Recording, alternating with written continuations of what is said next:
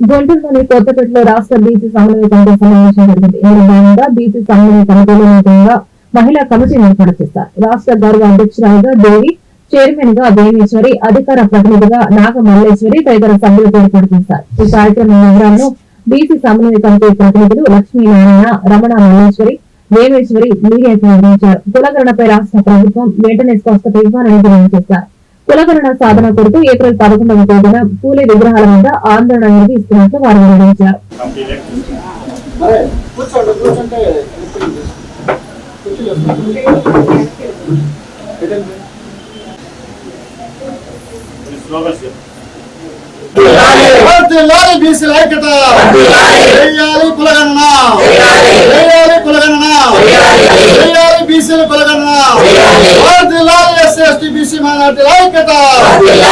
जोहार महात्मा ज्योतिराव फुले, जोहार बीआर अंबेडकर, जोहार बीआर अंबेडकर।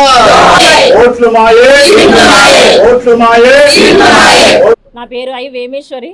నేను మహిళా సమన్వయ కమిటీ రాష్ట్ర చైర్మన్.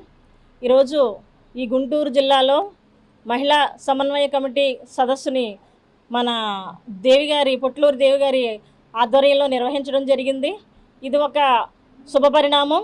అలాగే ఈ సదస్సు యొక్క ముఖ్య ఉద్దేశం కూడా ఏంటి అంటే, ఈరోజు కేంద్ర రాష్ట్ర ప్రభుత్వాలు బీసీలని అణిచివేస్తూ ఉన్నారు. మేము జనాభాలో చాలా ఎక్కువ శాతంలో ఉన్నప్పటికీ ప్రాతినిధ్యంలో మాత్రం చాలా వెనకబడిపోయి ఉన్నటువంటి పరిస్థితి ఈరోజు బీసీలకి దాపురిస్తూ ఉంది.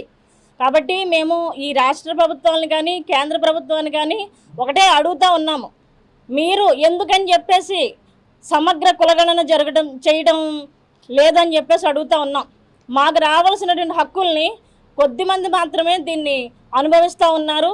మాకు చట్టసభల్లో కానీ అసెంబ్లీల్లో కానీ స్థానిక సంస్థల్లో కానీ మాకున్నటువంటి రిజర్వేషన్లు వాళ్ళు లాక్కొని మా యొక్క హక్కుల్ని కాలరాస్తూ ఉన్నారు. కనీసం మానవ హక్కులు కూడా బీసీల వైపు తొంగి చూసేటటువంటి పరిస్థితి లేదు.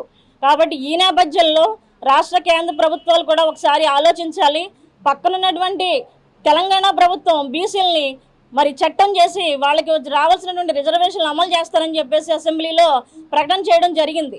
మరి ఇక్కడ ఉన్నటువంటి ప్రభుత్వం కూడా ఆ దిశగా ఆలోచించాలని చెప్పేసి మేము బీసీలుగానే కాకుండా ఈ రాష్ట్రంలో ఉన్న అందరికి కూడా నమస్కారం.